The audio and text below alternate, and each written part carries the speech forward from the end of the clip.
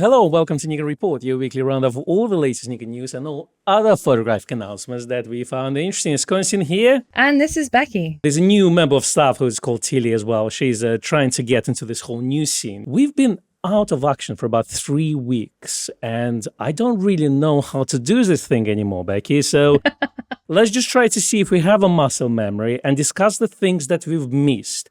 And what things did we miss, Becky? Yeah, well, we've missed a few things because the USA decided to steal you away for a few weeks. The first big thing is the obvious, which is the announcement of the Nikkor Z 28-400. We've got some interesting articles and sort of first look reviews here for you. So we're going to talk through those first. But let's just talk about this aperture range. So this is a 28-400 f4-8. VR, and this is a compact walk-around lens full frame for the Nikon Z system, something that we've talked about a few times, I think, and we weren't sure. We thought it was going to be maybe a 28-300, but they did one better and they've gone 28-400. They one-upped us all, but 28-400, I didn't believe in that rumor because I was like, why would Nikon do something like this? We've actually haven't seen lenses like this. So it seems like Nikon decided, well, no one released this lens before. Why won't we do this ourselves? And it's a very interesting range as well. It's a good size as well. I'm sure they try to make it as small and as portable as possible. And that's why we have those weird variable apertures like f4 to f8 effectively on the longer end. What do you think, Becky? Is it the one lens to rule them all? I think that this is one of those jack of all trades lenses. It's definitely not going to be the sharpest lens at the long end, although at f8, it's not going to be too bad, I would say, but it's going to be perfect if you are a travel photographer or you want to take one lens out with you for a holiday or a day trip. So I think it will definitely fulfill some needs of some, let's say, more general purpose photographers, as opposed to people who are specifically looking for something that's just geared to wildlife or just geared to landscape. It's one of those do everything lenses. And I'm glad that it exists now. I really am glad. I'm looking forward to us getting our hands on one. Considering the size of it versus the 24-200, which is already, we know it's a cracking little lens. It's not that much bigger. So it's going to be interesting to see what it looks like in the hand. But what do you think? It's priced at $1,299. So that's quite a lot of money for not S-type lens. Do you think it aimed at every Joe who is buying their first Nikon camera and they want to bundle up with a lens? Or do you think it's mostly aimed at keen enthusiasts who not buying their first lens, but they dreamed of owning one lens to take with them on holiday and maybe stick a prime lens in the pocket for those shallow depths of field shots? Well, I think if we look at, for example, the 24-200 as our kind of guiding light here, we know that it's about £850 when it's on offer, goes up to about $950 when it's not on offer.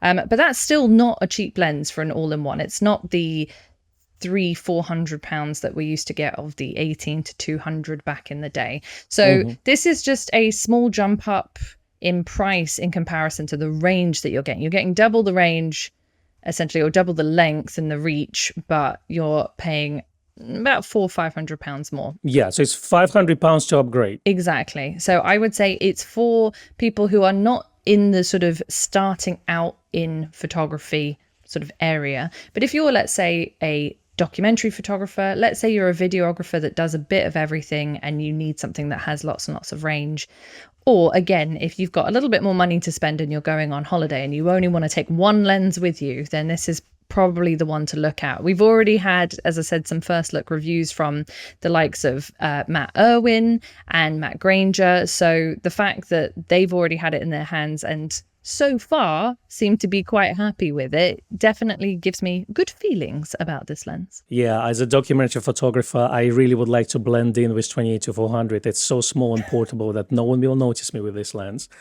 But speaking of shallow depth field, actually, if you start to think about the longer focal distances, we know that even at f4 or at f8, depending on the distance between you and the subject, your depth of field is going to be fairly shallow as well. So while it is, I think, a compromise in terms of, let's say, the range and the price and the sharpness, as we would expect from this type of lens, the shot we've seen from the photographers that you mentioned look pretty good.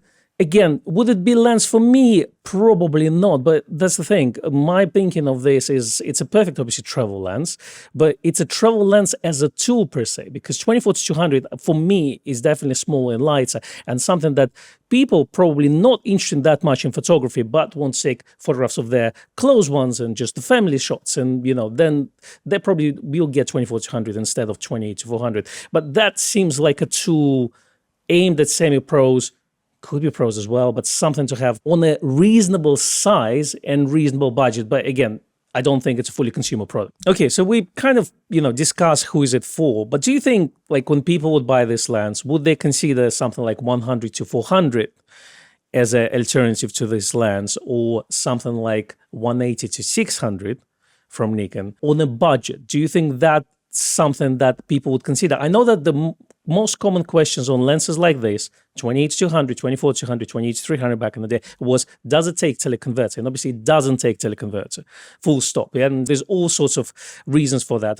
First of all is obviously, the design of the lens elements, normally the rear elements are quite close to the rear of the lens as well, and then teleconverter won't go on it. But another thing is obviously the lens would be stopped down from 1 to 2 stops, and that would make it really hard for the camera to focus. Effectively, at f8, if you put 2 times teleconverter, you'll get f16, and there would be just too dark for the camera autofocus system. So the question is, are there any alternative that people may want to consider with this type of lens? I can only think of longer telephoto lens, but that means we're losing the wide and mid-range side of things, and this 24-200. Is there anything else, Becky? I think that you've got to look at it as Nikon kind of bring their lenses out in sets usually, or close enough to. So if they have the 24-120 f4, then you might pair that up with the 100-400, because although I wouldn't say the quality is the same, they're close enough. The 100-400 is a fantastic telephoto zoom, and it does take teleconverter. So we've got that sort of combination that would cover the same range. Both are heavier, both are bigger. The 24-200, obviously a bit wider at the wide end, but you could again potentially pair that with a 100-400 or a 180. I mean, I don't think anyone's going to pair that with a 180-600, but you could. The 28-400 is one of those lenses where you're not really planning on taking anything else with you.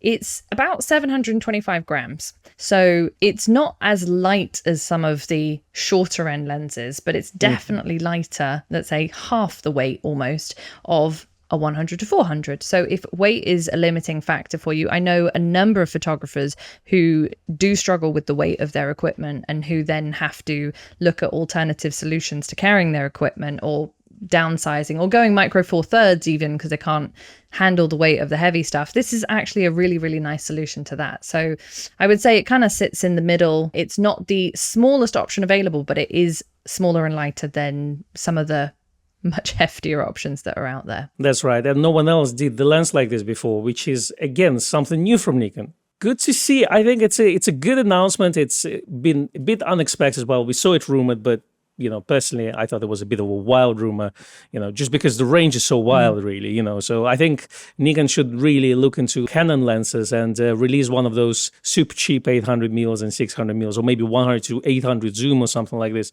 or 100-1200 zooms. Why not? Because we got a lens like this. Throw anything you can. And obviously, as Nikon is no longer publishing their roadmap, because they said the system is full featured now, so now we're not going to tell you what we're going to release, except if I want to, of course.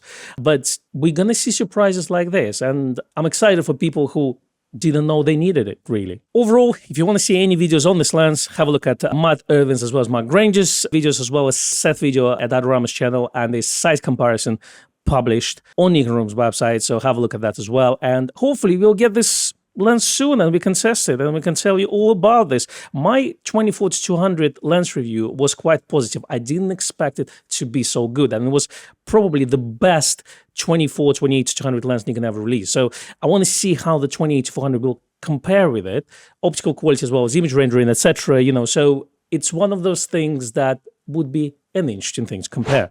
Now for some other Nikon news. We have a firmware update from the Z9. This is another thing that we missed while you were away.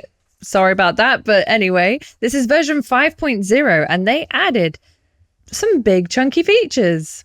Okay, so let's talk about this firmware then, Becky. I mean, it's version 5, so Nikon already released 4 major upgrades. The release camera was version 1.0. So 4 major upgrades, all of them had quite a lot of features. So let's talk about the features of this firmware. We're not going to go through all of them because the list is quite extensive. We're going to talk about the most important ones. Yes, I would say that if you do have a Z9 and it applies to you, it is worth reading the full article on what changes they have actually made. That is available on the Nikon website. We'll include the link in the description for you.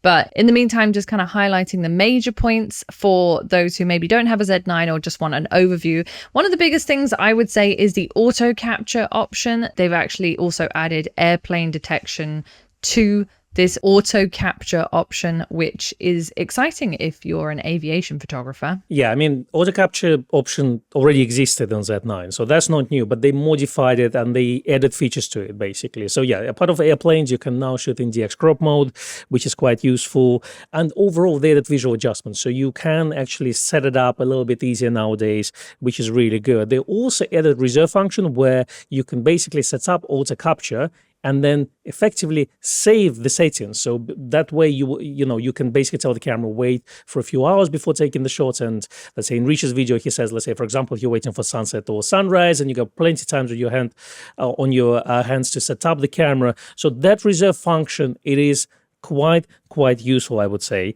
They also improved high-speed capture where they had a 15 frames per second option. You had 30 frames before, still on JPEG, but now you have an option of adding fine JPEG instead of a normal JPEG.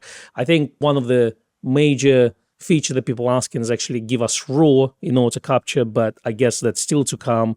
I'm not sure what the hardware limitations are on that, but it would be interesting to see maybe even at, let's say, 10 frames or something like this. Let's just wait and see if that's going to happen. They also added some interesting things for professional photographers, like the high frequency flicker reduction, where you can now add a preset of the high frequency flicker reduction mode that you would like. For example, if you are shooting in a venue, that's quite useful. And they added some of the portrait option. So rich tone portrait is now available, portrait impression balance, skin softening. These things were available in the Nikon Z8 as well as the ZF, but they've added them to the Z9, which we are grateful for because a lot of Z9 users do shoot portraits and it's useful to have. Indeed, because technically, well, Z8 and Z9 is sharing the same sensor, so why not to, add those features as well. You know what feature is missing though is the pixel shift that was just introduced with the Nikon Z8 firmware. So I think that yet still to come, and there's obviously no limitations if they manage to do it on Z8. So I'm sure we'll see it at Z9 at some point, but it seems like it took a step back, and we probably will see it in maybe version 5.5 or no, maybe even version 6.0. But yeah, lots of visual updates. They changed the menu structure and just the way the menus work. They added the new customization features as well. Now you have different shooting banks for video as well as still. So before it was only one bank. So the setup could be very different for stills and videography. And yeah, lots of things that came in with Z8 firmware, like focus border, etc., etc. So list is extensive. Are you happy that Nikon is continuing to support their flagship cameras? Or not, Becky? You're clearly not happy. They're updating my camera. I don't like it. It's too much. So unhappy. I am very pleased that they are adding features to the Z9. I think that because this camera is really their flagship, they're just kind of backing up that fact by saying, look, we're going to add more features. We're going to make it even more usable for professionals.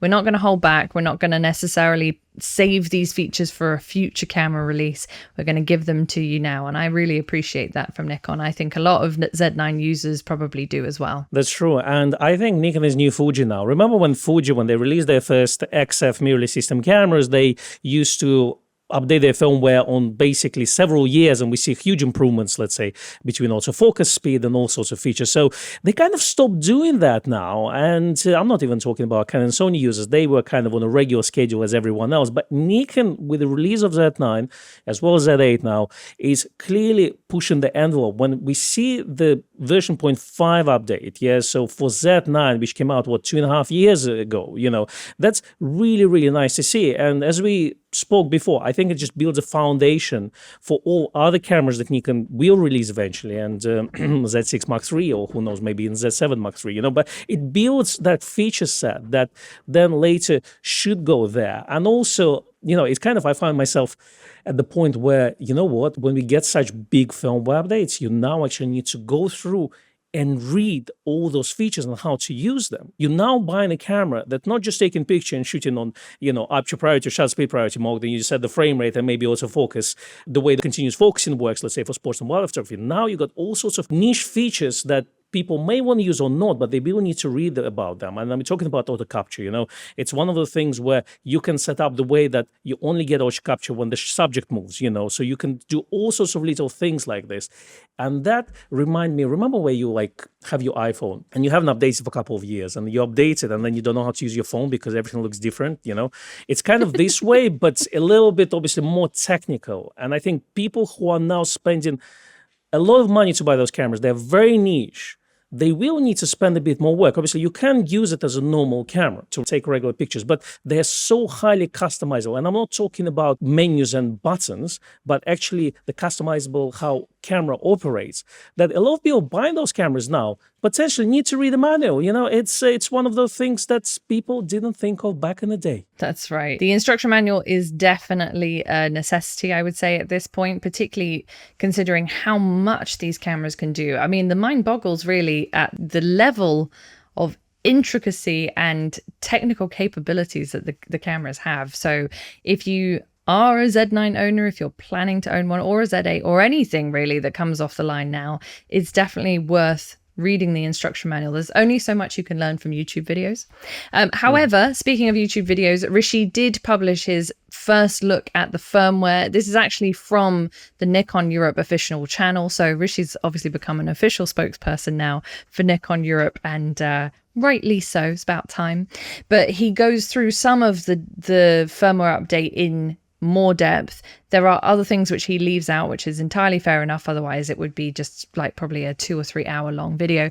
But it's very, very interesting. If you haven't seen it, do check it out. We're including the link to that in the description box, as well as the link to the firmware update itself. So if you do need to do it, then you can just click that link right there. The days of throwing your camera manual into the bin are over. So just go read the manual. And if you do find the manual a bit too technical, go get a proper guidebook, which is written by people, not robots, and therefore a little bit easier to read. So one that comes to mind is Tom Hogan's, and it's probably now about 2,000 pages long, because I remember his D850 manual was about 900 pages. So with all the little features that we have now in our cameras, probably double the size by now. But yeah, I think if you want to learn your camera for those specific needs and you want to use those specific needs, definitely a good guide would help. Exactly. Now, in terms of other firmware updates, NX Studio updated so that it is compatible with the Z9 new firmware version. So we've now got NX Studio version 1.6.1. Z7 II also got a small firmware update. Essentially, it's a small wireless setting update. Nothing too fancy. There were a couple of issues also where if you tap the back monitor, it wouldn't move the focus point, or the camera would take time between shots if you were using Camera Control Pro 2. Unfortunately, nothing beyond that. Same with the Z6 II, also got the same update, but we're not talking major upgrades on those two cameras, sadly, unlike the Z8 and Z9. I almost don't want to talk about it. I'm almost worried to. Do you think we are now ready for the new camera release from Nikon? Do you think we used up all the features of Z6 II and we're just ready for some hardware upgrade? Is that what's happening now? Because Nikon obviously is not pushing envelope with firmware updates of this camera. I think we kind of, from hardware point of view, we've reached the limits of those cameras. It sounds like it. And I definitely would say that if there is no surer sign that there will be a replacement camera coming out, it's that these two cameras have not been updated in terms of firmware, and all we've gotten is little bug fixes. It's almost like Nikon are sending us a message saying, look guys, we can't do more with these cameras. This is all you're getting is some bug fixes. So just hang on. And I do think it is a precursor for potentially a Z6 III or whatever. Very That's true. The soon. Manca dream. Yeah, I mean, we've been dreaming for the last, what, 4 or 5 months or so. But A little bit. to be honest with you, I mean, let's be honest. Those cameras are fantastic. They still take great pictures. The camera you have right now is better than the dream camera that you don't have. Let's be honest, because it allows you to take pictures and photographs and, all sorts of still imagery. If you think about it, they're great cameras. Of course, we want new shiny things. Of course, we want technology to be pushed to its limits, but it's just the nature of internet, really, and it is what it is. And obviously, with the Nikon ZF out, we were given a glimpse into the future, and obviously, we can speculate about resolution of the sensor, if they're going to stick to the same ZF sensor or they're going to upgrade it to something else. We can talk about it, but don't forget the camera you have right now. Just enjoy what you have. You can always buy a thing later. The thing that doesn't exist, you don't need it now. Trust me. You just want it too much. It's my TED Talk. That's all. Thank you for coming to Con's TED Talk. Now, talking of adding features using your equipment, maybe in a different way. This is a really strange segue. But anyway, SnapBridge has been updated to version 2.11.0. So this allows some very interesting additional functions. Essentially, they've added this easy shooting setup. Some time back, we talked about this easy shooting option. This is essentially reminds me very much of the D3000, D5000 days where we had that guide menu. Do you remember that on the top dial of the camera? So this is kind of that, but in an app. So you open the app, you tap on what sort of scene you're shooting, and then the camera essentially sets all the settings for you and allows you to do this. This kind of makes the Nikon system a little bit more accessible, perhaps, to complete newbie photographers. It might not be something for you and me, but it is definitely something that new photographers will find useful, because it means that they can go tap on a scene and say, oh, I'm taking a picture of a landscape or a pet or a portrait, and the camera will go, oh, these are the settings that you need for that. It's not going to be 100% perfect all the time, but it does show that Nikon are trying to include new photographers and learner photographers in their software as well, which I think is good. Yeah, I think I can see the ad where they say like easy shooting setup now in an app. Yeah, and exactly. They should call easy with E and Z, so that would be even better. Like Easy. Cool Pics. Cool Pics, easy. Exactly. I think they're doing really well. When you looking at any articles talking about SnapBridge, there's always a comment saying, oh, I think the main feature should be the improvement of the connection and reliability of that connection. I think it's doing pretty well. Just looking at the way other manufacturers do things, and the Fujifilm is notorious for that, or people complain a lot about their system. So it could be worse, let's be honest, but I think even compared to what it was 2-3 years ago, we definitely see improvements over there. And the more mobile devices start to come out with new generations of Bluetooth, we probably will start to see even better compatibility. But overall, I think it's not too bad. I'm glad they're updating it, and I'm sure that there's a lot of things that are happening under the hood where Nikon is notorious not to mention any like firmware, software, like bug fixes and things. So I'm sure there's stability and improvements there as well. Now, let's talk about the biggest third-party thing that happened around the same time as the 28-400 Nikon Z lens announced. And this announcement for me was quite confusing. It was the Tamron who announced their brand new 28-75 f2.8 DI G2 lens. So it's a generation 2 lens. And the question is why, really? So obviously we have 28-75 2.8 made by Nikon. We all know that it's designed in collaboration with Tamron, and it is based on version 1 of the lens. So we talked about it in the past. It seems like that Nikon provides their own housing and their own weatherproofing, while the glass elements are about the same and based on generation 1 of the lens. Generation 2 of 28-75 lens was available for Sony mount when the Nikon announced their own 28-75. And now we have a Tamron lens for Nikon Z mount based on that design. Okay, I'm a bit confused, Becky. What are your thoughts? So looking at this, it appears that the Gen 3 Tamron lens is optically different. It has a different optical design. It's about the same weight, possibly about the same size. I will agree, it is a confusing release. When it came out, I did a little bit of a double take because I was like, this lens already exists, so why are they bringing it out? And then I was like, oh, hang on. Hang on. There's a Nikon version, which is a non-S-line 2.8 lens in keeping with their 17-28, 28-75, 70-300 sort of, the non dare I say it, what do we call them? Tamracons?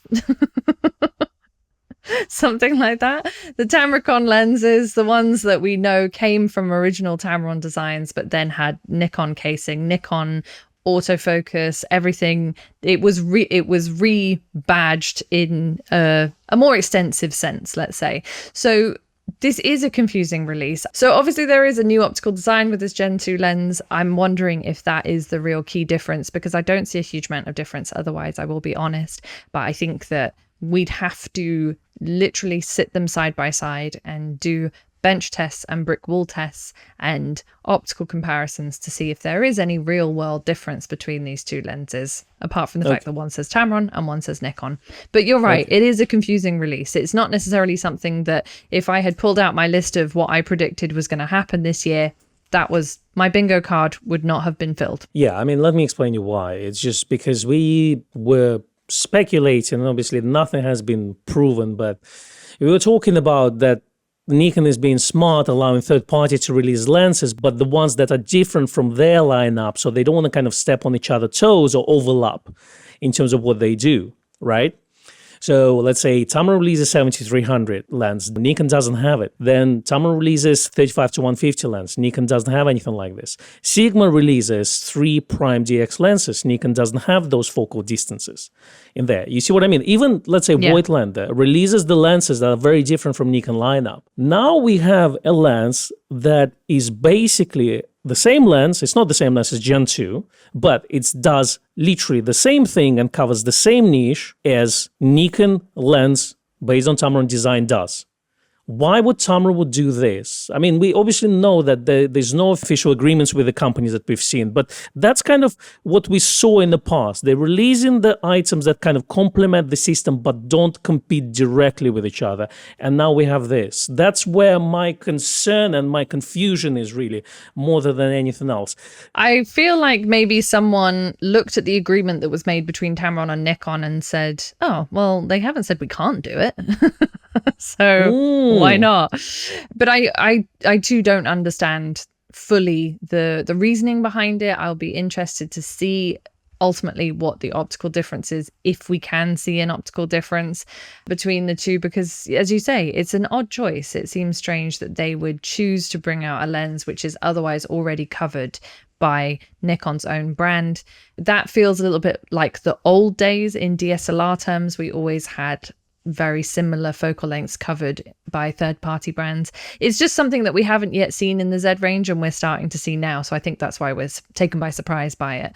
But it may be that in the future there are lots of different versions of exactly the same lenses that Nikon have made by third-party brands, and it won't be surprising to us anymore. Another point is, let's have a look at the prices. So the current price of Nikon 2875 lens based on on Tamron design is £889. So that's the lowest price I found. Now, the Tamron lens is priced on pre-order at £849. So it's a Gen 2 lens based on different design, and we assume that Gen 2 should be optically better than Gen 1. That's normally how it works when you release a version 2 of the product, a new model, it should be better, right?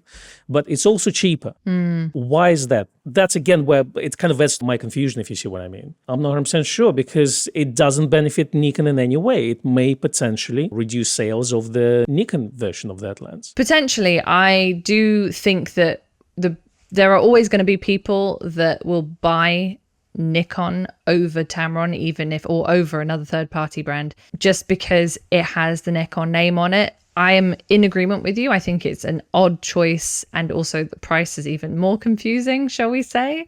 But I don't know if it will hurt Nikon really in the long run. I think that if someone was planning to go for a 2875 and they were a real purist, they would still go for the Nikon version, unless the Tamron version is optically, miles better than the Nikon version. But let's see. I think we'll have more to say in a few weeks. I'd also be interested to hear what our listeners and our viewers think. If you have any thoughts on this, do drop it in the comments. We would be really interested to know. Definitely do talk to us. We are absolutely puzzled. Do let us know what you think. in the comments below. In the meantime, we have some weekend read and watch for you. Yes, we do. So first we have the Nicholl The 1001 Nights, number 89.